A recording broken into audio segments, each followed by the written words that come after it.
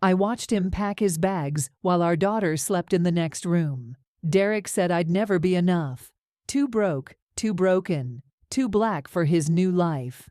I cried that night like I'd never cried before. But 10 years later, he showed up at my office building, the one with my name on it, asking for a job. If you've ever been underestimated, stay with me. This story gets better, I promise. And if you believe in karma, go ahead and hit that like button right now. My name is Letitia, and I need to take you back to the night that changed everything. I was 28 years old, working 2 jobs just to keep the lights on in our cramped 1-bedroom apartment. During the day, I was a receptionist at County General Hospital, smiling at patients while my feet ached in shoes I'd worn for 3 years straight. At night, after I put my 5-year-old daughter Imani to bed, I'd change into my cleaning uniform and scrub the floors of downtown office buildings until 2 in the morning. I'd come home smelling like industrial cleaner and collapse into bed for 3 hours before starting all over again. Derek was my boyfriend of 4 years, the father of my child, and the man I thought I'd spend my life with. He worked as an assistant manager at some corporate firm downtown, and lately, he'd been different, distant, cold. He started making little comments about my hair, my clothes, the way I talked. He'd say things like, "You should really try to be more polished, Letitia," or, "My colleagues' wives are very put together, you know." I'd brush it off, thinking he was just stressed about work. I loved him, so I made excuses for the way he made me feel small. Then came that night. It was a Tuesday, I remember, because Tuesdays were when I got paid from the hospital, and I'd just bought groceries. I heard his key in the lock earlier than usual, and when he walked in, he had 2 suitcases with him. Not visiting suitcases, leaving suitcases. My heart dropped into my stomach before he even opened his mouth. "We need to talk," he said, and those 4 words felt like ice water in my veins. He didn't sit down. He stood there in our tiny living room, surrounded by Imani's toys and my second-hand furniture, and he delivered a speech that felt rehearsed, practiced, like he'd said it to himself in the mirror 100 times. "I need someone who matches my trajectory," he said, like I was a business proposal that didn't meet his metrics. "You're a good person, Letitia, you really are, but you're limited. This neighborhood, your jobs, your whole situation. It's not the life I want anymore. I'm trying to build something bigger, and I need a partner who can stand beside me in those spaces, you know?" I couldn't speak. I just stood there, frozen, as he continued. "I've been seeing someone from work, Vanessa. She's in marketing, she's got an MBA, and she gets the world I'm trying to move into. You have to understand, this isn't about you being a bad person. It's about compatibility, about vision." I finally found my voice, and it came out as a whisper. "What about Imani? What about your daughter?" He had the audacity to shrug. "Kids are resilient, she'll be fine. I'll send money when I can, but I need to focus on my career right now. I can't be held back by obligations that don't serve my growth." Obligations. He called our child an obligation. I don't remember him leaving. I don't remember the sound of the door closing or his footsteps in the hallway. What I remember is sliding down the wall onto the floor and crying so hard I thought I'd shatter into pieces. I cried until my throat was raw, until I had no tears left, until the sun started coming up and I heard Imani stirring in our bedroom. I walked into that room, looked at my baby girl sleeping peacefully with her little brown face pressed against her worn teddy bear, and something inside me shifted. The grief was still there, crushing and heavy, but underneath it, something else was growing. Something harder, something unbreakable.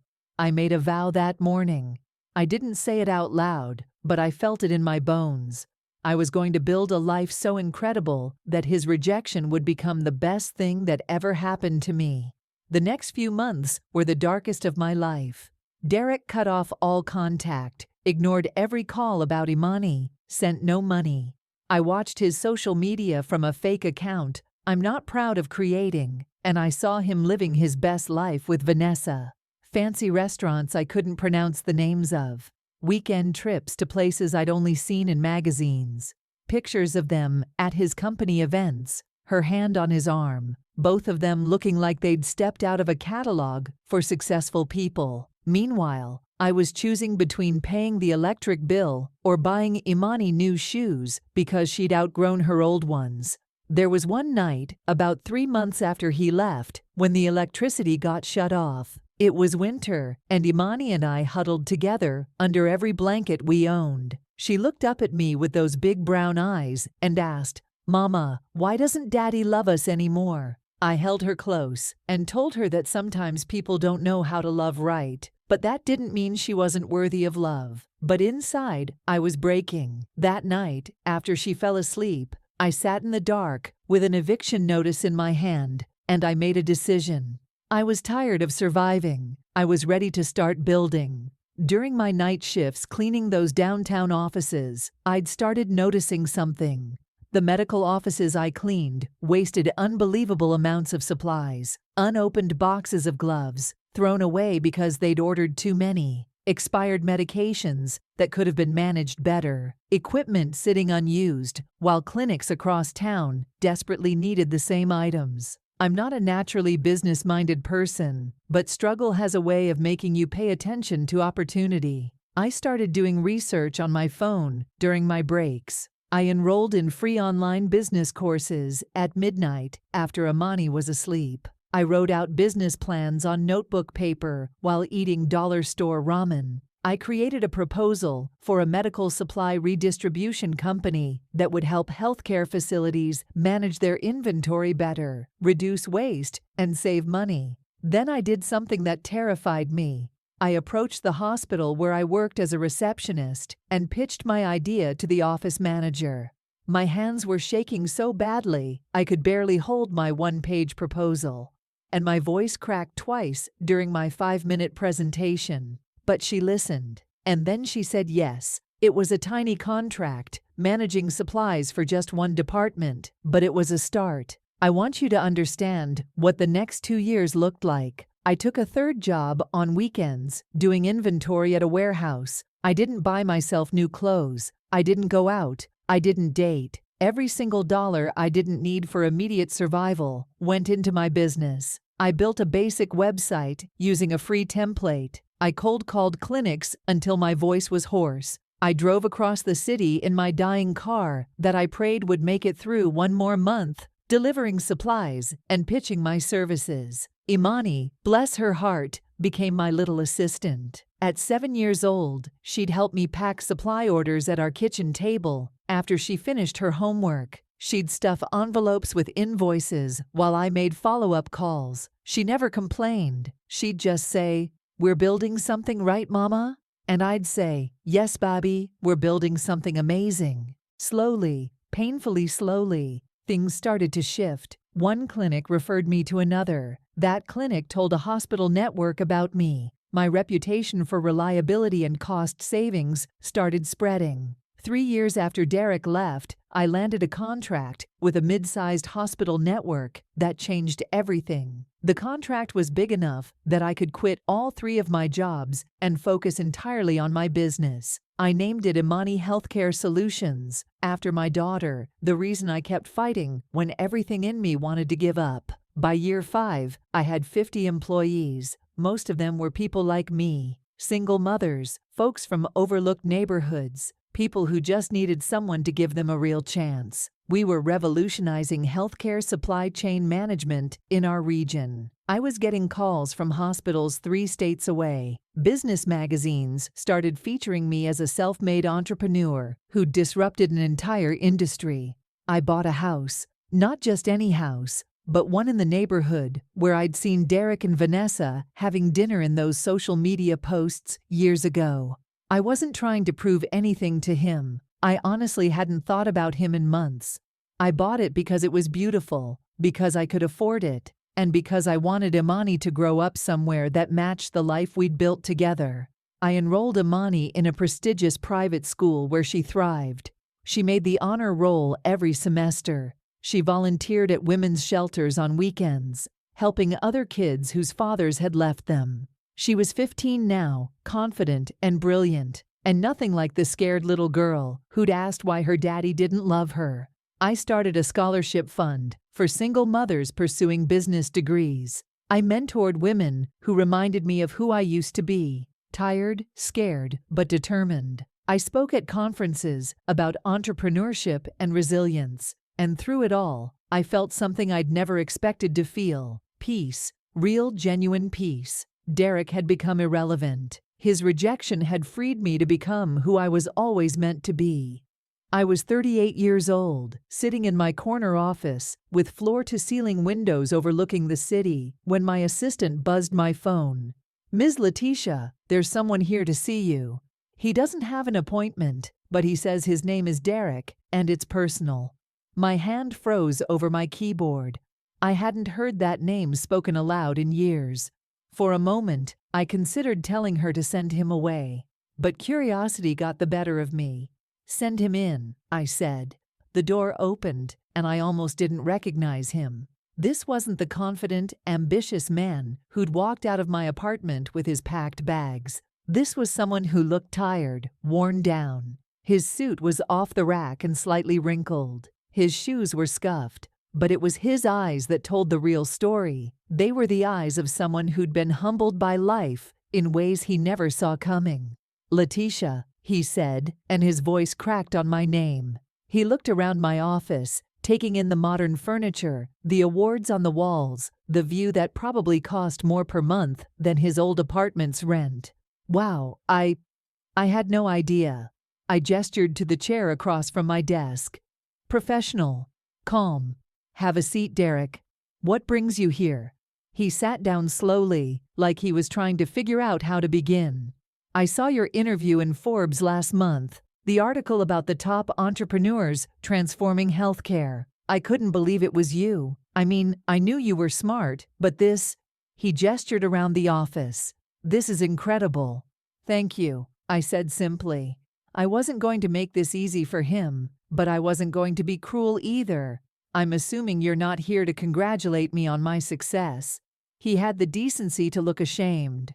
"No, Letitia, I need to be honest with you. Things haven't gone the way I planned. I lost my job 3 years ago when the company downsized. Vanessa left me about 6 months after that. Turns out she was more interested in my paycheck than in me. I have 2 kids with her, and I'm behind on child support for them too. I've been bouncing between contract positions, barely making it. I'm living with my brother right now, and He took a deep breath. "I saw that your company is hiring, and I thought maybe, if you could find it in your heart to give me a chance."